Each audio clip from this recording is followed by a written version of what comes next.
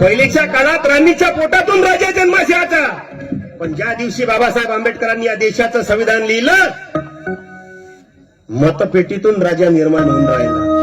ताकद आहे बाबासाहेबाची. मग तो हिंदू असो, बुद्ध असो, ख्रिश्चन असो, चांभार, धनगर, तेली, नाभी, मातंग, ब्राह्मण, सर्वांना एक समान मताचा अधिकार दिला बाबासाहेबांनी. पण आम्ही किंमत नाही केली मताची. एक म्हैस जर घ्यायला मार्केटमध्ये जाण तर 80,000 रुपयाची म्हैस आहे.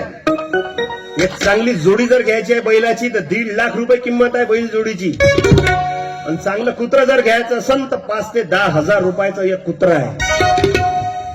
आणि काही काही मुर्दाड लोक आपलं मत विकते 500 रुपयात. काही काही गावात नारा चालू आहे, जो पाजन दारू न खाऊ घालन मटन त्याच्याच नावाचं दाबू बटन. मग एक वाटी रस्सा 5 वर्ष बोंबलत बसा.